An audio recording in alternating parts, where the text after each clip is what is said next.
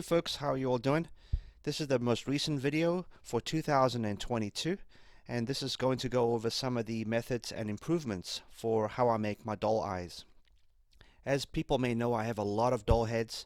I have several hundred of them from the various manufacturers because I do this as a living and photographing dolls, and I have to make custom eyes. In many cases, I make them using this new improved method.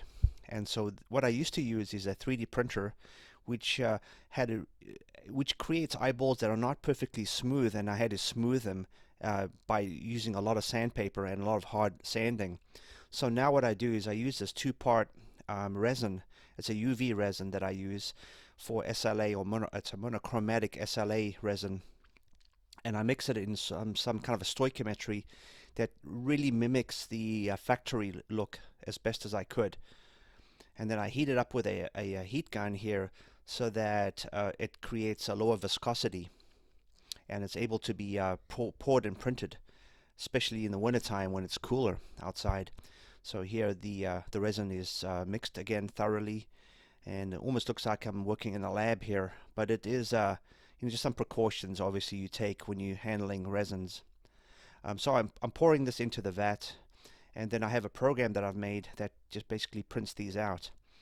So using Fusion 360 is a program I used to design these eyeballs, and it just took a little bit of time to get these sized right and fit properly in all the manufacturers' heads that are out there. And I still use FDM processes to create the eye backs and the inserts as well, since these aren't visible once the eyeball's in the head. So after the several hours have passed, the eyeballs have been printed, as you can see on the supports, and I can do roughly a dozen or a little bit more than a dozen at a time. Taking them off the support is a little bit of a daunting task because it requires a steel spatula to pull them off, and then they got to be rinsed in alcohol, in this case isopropyl alcohol, for about 10 minutes till it dissolves the uncured resin. This method I think is great because it really helps smooth, give you the most smooth effect or result in the end. So the eyeball is almost machine smooth, and I print these out at around 25 to maybe about 35 micron precision, so they are very smooth from the get-go, so there's absolutely no sanding needed anymore. Now once they've rinsed in the alcohol bath, I then proceed to dry them out. And there's another couple steps which I'll demonstrate a little bit later. So as you can see, it's basically I do these in batches. So you print them, you soak them in alcohol, and then you dry them, and then you have to cure them additionally in a UV chamber. And so I've created this little automated turntable that's under a UV lamp that basically coats or cooks these eyeballs to be rock hard and solidifies the resin. And I usually let them sit for about 10 minutes. You can see here they're just spinning around under the UV lamp. And this is, I think, about a 60-watt UV irradiated lamp, so it definitely gets the material really solid. And here's some examples of the finished of the backs of the eye that the eyeballs rotate around. Of course, there's more procedures to be done. Some of the other things that have to be done is to glue, or in this case anneal, the inserts to the back of the eyeball. And this is obviously a little bit treacherous of a procedure. It's a little bit hard to work with this hard material, but there's really no other way I've found that automates the procedure. But ultimately, the goal here is to glue these or anneal these inserts to the back of the eyeball, and then eventually I'll coat these with more resin to smooth out the material so that they glide really well in the eye socket. And this also covers up all the other parts of the eye that really you don't need to bother with, so that it doesn't interfere with any of the rotating mechanism. And that here I'm just doing a whole bunch of these at a time, but it just takes a little bit of time to get all these done. And then once that's done, the backs are also smoothed out with the resin, and here I'm just irradiating it one more time to get those the backs of the eyeballs smoothed out. You can see me here adding some resin here just to add extra material, just to make sure it's a little bit smoother. Because the FDM, it's about 200 micron precision, so it's not smooth. But once I add the resin here, it really smooths out everything. And of course, I have to irradiate that one more time with the UV lamp. And then I can just basically consider that these are mostly finished, except for there's one extra step where we want to coat the eyeball itself to make it a little bit more glossier and mimic the factory finish as best as I can.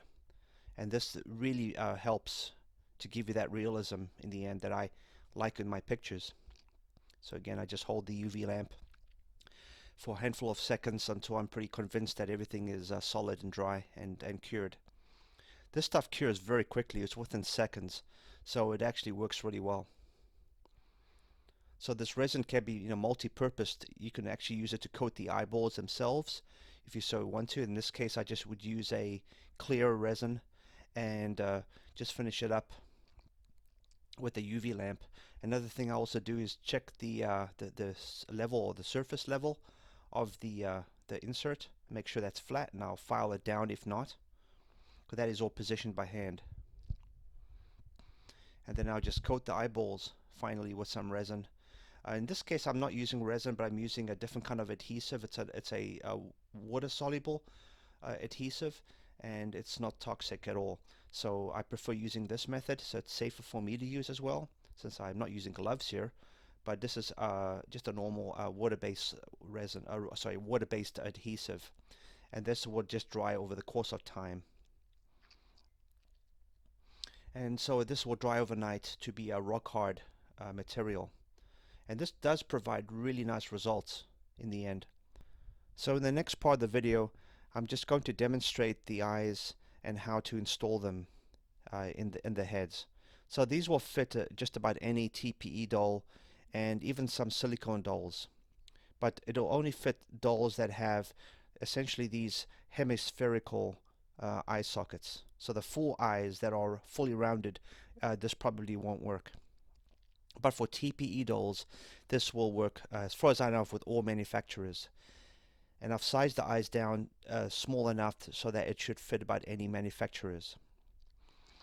So the first thing you want to do is insert the yellow part, which is either yellow or sometimes I give white ones, but these little eye backs get put inside the eye socket, and you generally would want to take out the material that's like the stuffing that they put in the eye socket. You don't really need that unless you really think you do.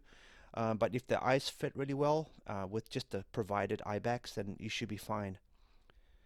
And then you just add attach the irises, and you just have to swivel the eyes. You can do it by with your hand or any implement. And I do have a little guy here. I made a little tool that helps reposition the eyes a little bit better, and the eyes glide pretty nicely.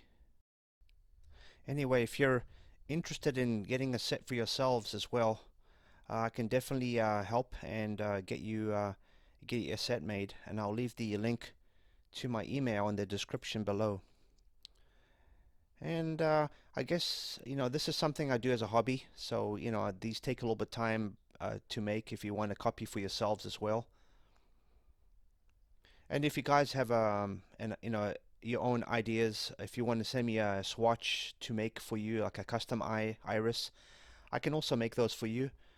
If you provide me the Photoshop file, the PNG or TIFF file, I can make it from that as a starting point.